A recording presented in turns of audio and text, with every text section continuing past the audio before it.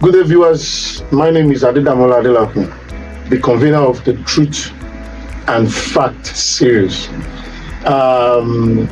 You're welcome to another series, another episode of the Truth and Fact. Beside me, I'm having a legend here. He's a legend, but you might be looking at, I want crazy. No. He's a legend. To me, I don't know about you, but I want you to learn as we have started, to learn one or two things from the guests that we are bringing up to the series, to the program.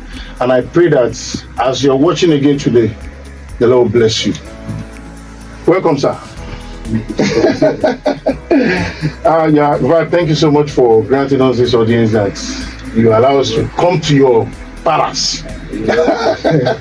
Please, can you please tell the viewers your name? So I'm Ario Otu. That's my name. People call me Ari Gibson as well. It's a nickname, so I'm popularly known as Ari Gibson. But my name is Ario Otu. Okay, thank you very much, sir. Please, where are you from? And can we know your background? Okay, so I'm from Ekiti State. Okay. So my dad's from Ekiti State, Otu, and from Uba local government. So and I'm born into a minister's family, like a pastor. So I grew up in the church, and most things I do is from the church. It's through the church which I grew up from, and to the glory of God, we're still standing there. Thank you very much, sir. All glory be to God. Now, if I may ask, sir, what is your salvation experience and your ministerial portfolio, as in the ministry? Before we get into the ministry, your salvation experience. Okay, fine. Okay, you said you are from a Christian home, but we have so many Christians that there are so many people that are born into a Christian home and they are not born again. So, but how were you able to have that genuine encounter? And when you were able to get that, this is my ministerial line. So I got to, I was, my salvation experience actually begins at my secondary school. And I was able to meet with some people who showed me actually what Christ is. Even aside from growing up from a pastor family, and you get too familiar with your parents and all that when they talk to you. But when we get to that stage of maturity, that you get to know some right thing and the right thing and the wrong thing. So when I get to school, I was into the scripture union, and I don't know if they still do it till now in public school. I went to Ajayi Crowther Memorial School back then. So I experienced Christ. So I was able to devote myself during those moments to God's things, and we're still standing. Thank God. Thank God for that, sir. Thank God. Yeah. And now, the next question that I want to ask you is, how were you able to run the music ministry? Now, before you go to that, sir, are you married? I'm not married. You are single? Yes. Okay. You are not searching? I don't think I'm searching for now. For now? Yeah, I don't think I'm searching for now. Okay. God is doing his work. Okay, thank you. That's what I just want to know, so that people can know. Now, how were you able to run the music ministry? Being that we have so many competitors. Yeah.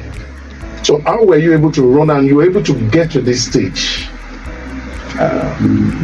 Let's give all the glory to God, because it's not an easy thing to run the music ministry actually.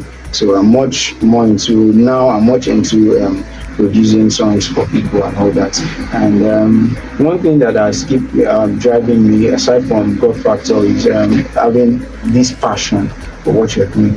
And it's very important. It's a key. You have so many people that want to be what you are, but that passion is not burning in them. So that's one thing. Aside from the God factor in there, so you have to have this passion for what you are doing, what you are really called for, and discovering that purpose of why you are existing. So with that, I think it can make you forge ahead of others. Even when there are down times, like your trying times and all that, you still keep that fire burning. In spite of you getting tired of what you are doing, or the people you are around with, some people, your music ministers, you give your all and all to it and you move on. So I feel it's that zeal, you need it, the passion for the purpose why you are called for. So I think that's the major key for me to that keeps me standing till now. Wow. Yeah, sir. Now I've known you for years, and I've known you to be somebody that's very humble. In fact, I'm learning from you. I know. I'm learning from you. So being that I've known you for years, and I think we have met in a program that you have played, that you have, before you can look at it that, let me just do this, let me do what I've been, something that, there might be something that I've been, okay, let me go and do this. Is it that you do it because of the money aspect, or? Okay. So doing something in this music thing is, number one is you don't have to look for the money at first, because that's one of those things that helped me. So I wanted to do more, but there's no money actually, but you still have to push on, in spite of even people telling you that you cannot do it. So you just have to do it for for that place that you are going. That place you're going. So that's what I can actually say about this. Okay. Thank you very much, sir. My next question is, what was the most painful thing you have ever encountered in music ministry, and how were you able to provide a solution? The most painful thing, because there's no way you can do it, that you might not show it, you might just overlook it, but one way or the other, there might be some things that are not pleasant. Painful.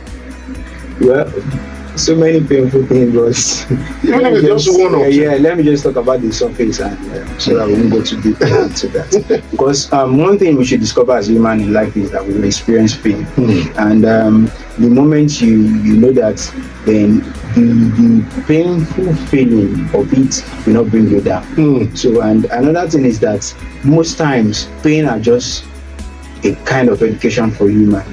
It's just for us to get educated about, maybe have an experience of what something feels like, so that we can teach other people that are coming probably behind or that have not experienced what we have experienced.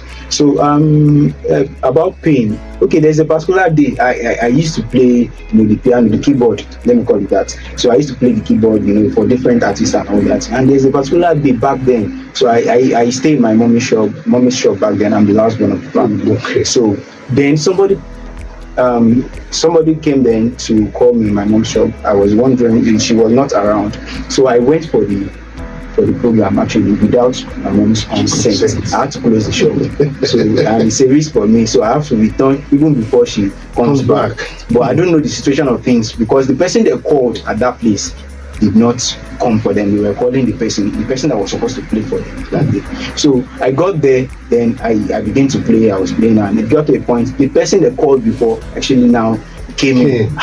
So I was expecting, as human, you should be mature, like the person who called me should mature that, okay, come on, like let him play, let him continue playing. Since you come late, then that's your own cup of tea. But they have to tell me that I should leave that place. So it's a very painful thing for me. Actually, it drives me so much that, okay, probably the person is playing well than me, and I need to buckle up those moments. So it's a very painful thing, but I discovered myself more, because I just want to be different amongst people. When they see me, like, okay, this is the playing.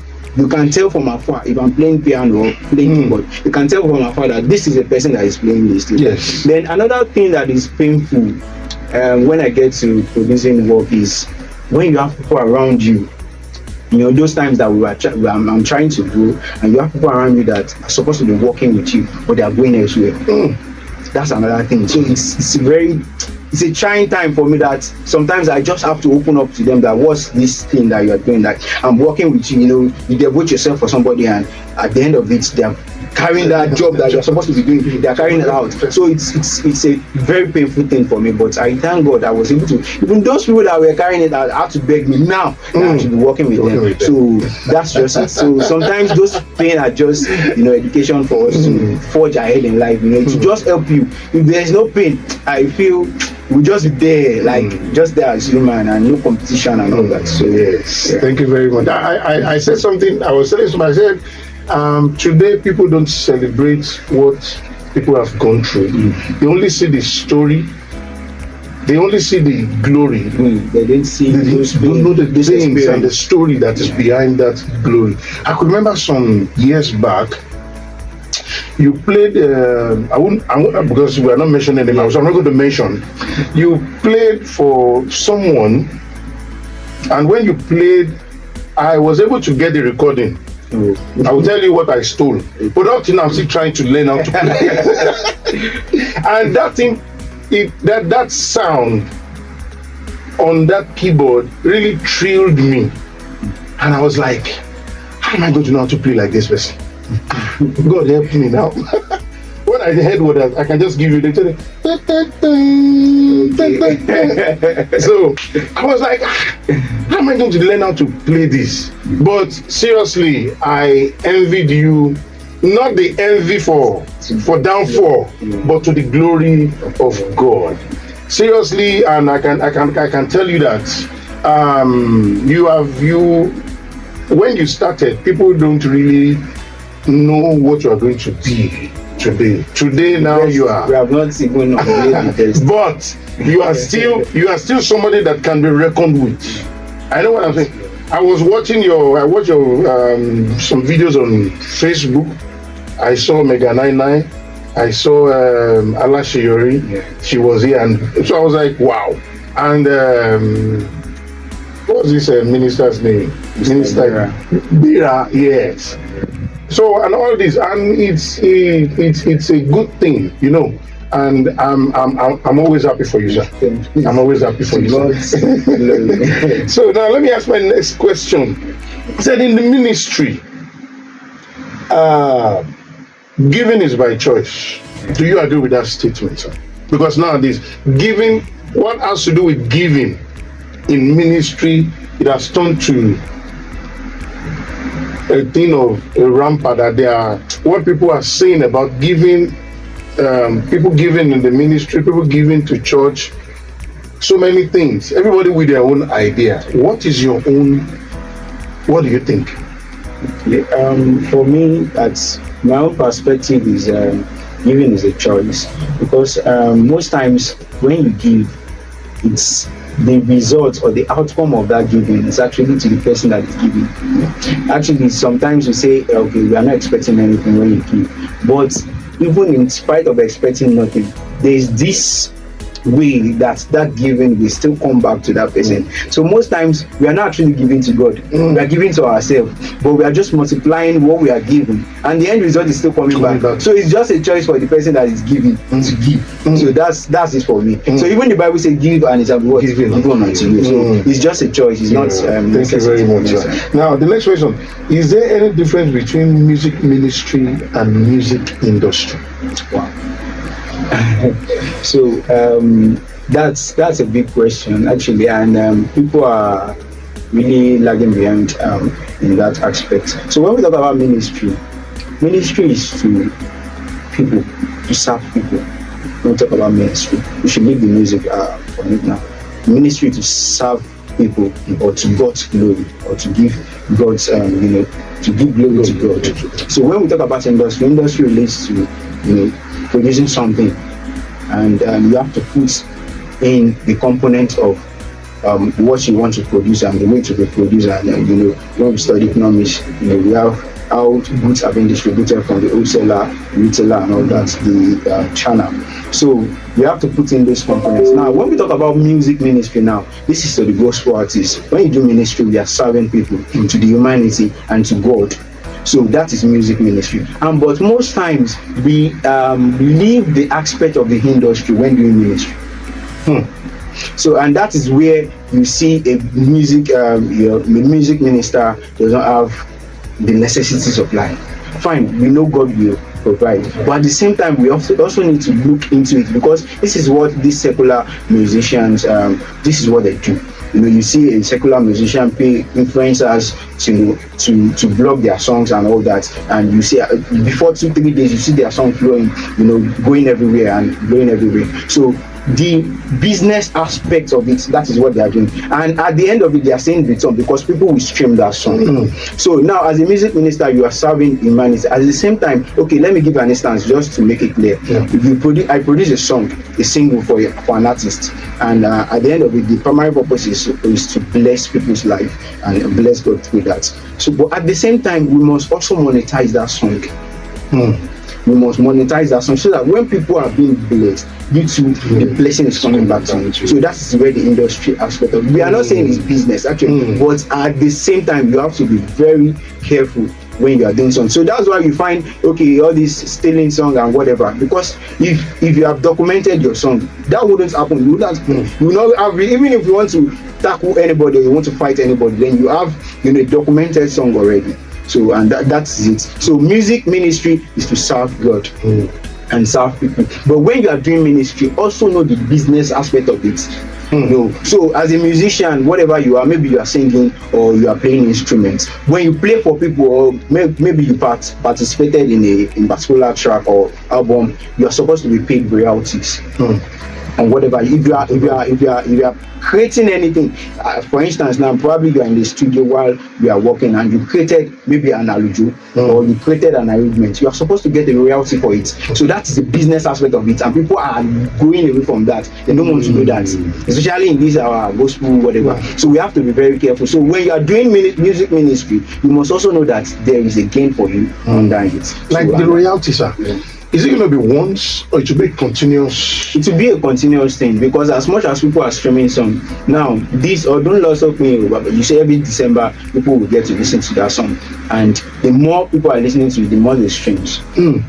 So this Ngwongwo, let's make that as an example. That man has released it so many years back. If he had documented it and it's on a monetized platform, we'll be seeing money now. Yes. So I think I've been able to do just so. When you do music ministry, also know that the industry is also expecting you to do something so that you can go far in life. I pray we all be blessed. Amen. Thank you very much. Look at the birds of the air, they do not so hurry, yet my Father in heaven feeds them.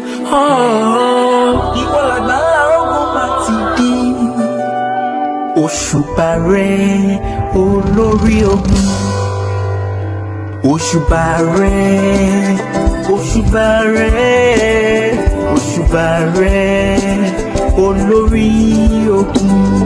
Òṣùbà rẹ̀ bàmí, òṣùbà rẹ̀, òṣùbà rẹ̀ olórí alápátúlápá tí kì í gbọmọ pa, ọlọ́run wọn kábíyèsí.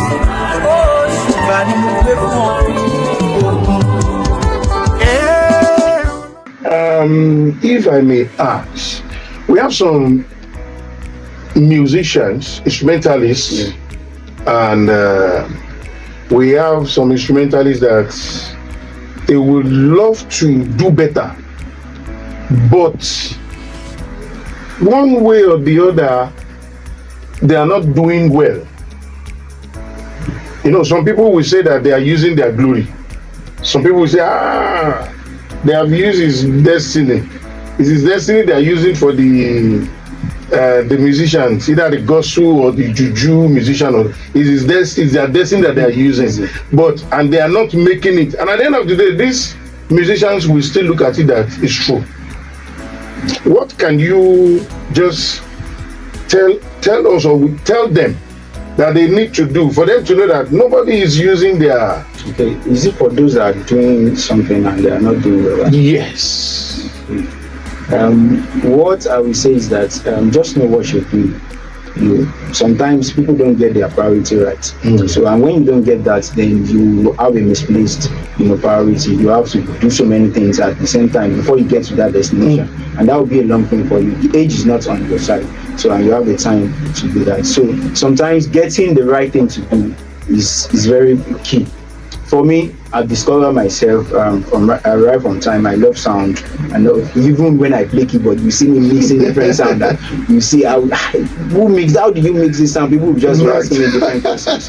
So I love sound right from time. I can scatter the keyboard. If I have access to the keyboard, I can scatter it. That you'll be imagining like, is this what happened? That I just use that you are using? So I'm like that. So I love sound, and it's made me. It's opened my head that I can actually be a producer and be mixing different things together. So that's a limelight for me. Like, it's made me know so many things. So sometimes if you know what you really want, then you will not. It's good to serve people, because when you serve them, you have experience under them and all that. But know your time when it is ended. Then, because some people you are meant to be with them for some season, and so just know the right thing for you to do. For me, that's it. And thank you very much. Thank you very much. Yeah. Now, is it good for a music minister to charge money before accepting to go for administration? This particular topic is just people are. I don't want people to drag me. Don't worry about people will not drag you. We are just speaking. Let's look at the physical aspect of it. People have logistics, to run on anything they are doing. For instance, like we call a music minister to come and minister in the garden, and the person says that anything you have, you can give him or give her, whatever. So and the person gets there, they get to give you 10,000, and you have bring along so many guys with you. What are you going to tell those guys? What are you going to do at home? Even when you get at home, you might have a what are you going to do after? So sometimes the physical aspects even tell us that we need to do more. Like music ministers are supposed to be paid. They're supposed to be paid. They are trying. In as much as we can give the so-called pastor or when I feel out there, what's wrong there? They are also doing God's work and so many things to attend to, inspire in terms of financial things. They have to pay their guys. The person playing keyboard might have families at home. So even if they are committed to the band, at the same time they also have responsibility, and they cannot say when they get to the bank or when they get to anywhere they want to buy anything that maybe God will choose it. We write the money. So we know God can do everything, but at the same time, we know the right thing to do, and they are supposed to be paid. For me, that's my answer. Okay, thanks very much, sir. Now, what does it take to manage a team, a band? To manage a team, it takes the wisdom of God. Now, because why I'm asking this question is this: you have experience about it. You have seen. In fact, you have conquered before you get here. I was I'm still small, but thank God. So, how can a team? How can we manage a team? It takes the grace of God to manage a team, because I've seen a lot. I've worked with people, and I discovered that people are just dynamic. You have different people with different ways of seeing things. So as a leader, you want to manage people. It's not easy. It takes the wisdom of God. I was in a particular team, and something happened between me and the person. So do you know that I know if the leader of that band was supposed to support anybody, to be me. But the leader did not talk. He wanted me and the person to settle in between ourselves. Okay. So that it will not sound like, it will not look offensive to the person at the end of the situation. Probably the person just say, okay, you are the one that is faulty, you are the one that is right, and he stood by me. Probably the person might feel bad about it. So he has to just, that patience at that time, he needs it. So sometimes it takes the wisdom of God to administrate, to be an administrator or to lead people as a band. So what I would just say is that anybody that is leading a band should ask for wisdom of God to lead. So I can't say this is a template for doing that. Fine, we have, okay, in any industry or whatever we call it, any incorporation, we have people that are leading and all that. We have the way they do things. But in spite of that, this is a ministry. When it comes to ministry, then we need the wisdom of God together, so that at the end of it, we won't get offended. Wow, thank you very much, sir. Now I've come back home. I want to ask, during the time of your production, have you ever been frustrated by it's plenty. Which one can like the frustration itself, at times I had to just like tell people I say because sometimes you hear something like the person will be telling you and say why the Filiba? You're like, no, sir, man, listen to this thing very well. Like, listen to it. And when they get to listen, when you produce people and you've done a lot of job arranging songs, it's in this Nigeria that you see a producer doing so many things and it's not supposed to be like that. The producer can oversee fine and it's not supposed to be mixing doing that. But in Nigeria, because of the situation that you have to do so many things in one person. So when you produce song for I produce, I arrange everything, and what the artist bring is the song, and at the end of it, I've been able to furnish it, make it look so good, package it well, and those efforts, you now send the results. I'm not talking about bad results now, I'm talking about good results. You now send a good result to the person. Fine, we cannot have 100, but we can be close to perfection. So now I'm not saying that particular song maybe to the artist, the end result, and the artist will just tell you this is a crap, I don't know, it's crap. Why can I say it? Like nonsense, right over my shoulder. And at the end of it, you will not get to discover that the artist is not listening to the song very well. How can I mix a song for you and you listen through phone? You cannot get the quality of everything. I was saying it the other time. So you cannot get the quality of, you are listening to it, probably you are listening, fine, you can find expression in that, but you might not get that full feeling of what is there. So you need to just put yourself, listen to the song probably in your car stereo or whatever, or maybe through an earpiece. Then probably later the artist will now come to you that, the song is okay. I'm the one that is so frustrating, like. So there are so many things that so that's just the little I can mention. All right, sir. You have how many singles, sir? I think I know 2. Yeah, I've done 3 now. Okay, 3. But I'm hoping to release album, but hopefully soon. But I've done 3. I've done Obanla. I did that with Dari Fashola is a mentor to me. Okay. So and with Mr. Bera, I featured 2 people on that song. Okay. Then I have you're putting on a show for you. Is it? No, not that. Then I did The Homage after that. Okay. That is Oshubare. So I featured Toluwani sings. Yeah. Then I've done Mumori. Mumori is bet from the last. I think that was last year. Yeah. I did Momori, but I didn't do it last year. I did it this year. It's just a kind of Apple pop kind of song. Okay, there was one you released during the festive period, Christmas. Yeah, I've done that. Year. I've done that. Been a while. I just push it out anytime. The end of the year. Okay. Now, what brought the idea of Oshubare? When you don't have anywhere you want to go to, and I said Oshubare, Olori. So sometimes there are so many battles you are facing and nobody is coming through for you. So just that Olori, like the mighty man in war, the captain, is the one at the front and at the years. So when you have nobody to fight for, when people look down at you and you just see God coming through for you. So that's the reason for that song. God has fought so many battles. He has fought and he's still fighting. So many battles for me. So why won't I give praise to him? So, you can go and listen to the song. You can just give us a clip, just a little. It's on Facebook. You are going to get the link of the Ari Kipson studio on Facebook, and the address of where the studio is.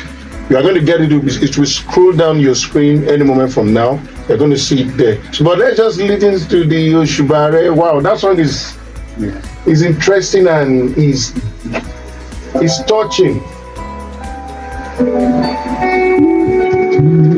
Look at the birds of the air, they do not so hurry, yet my Father in heaven feeds them.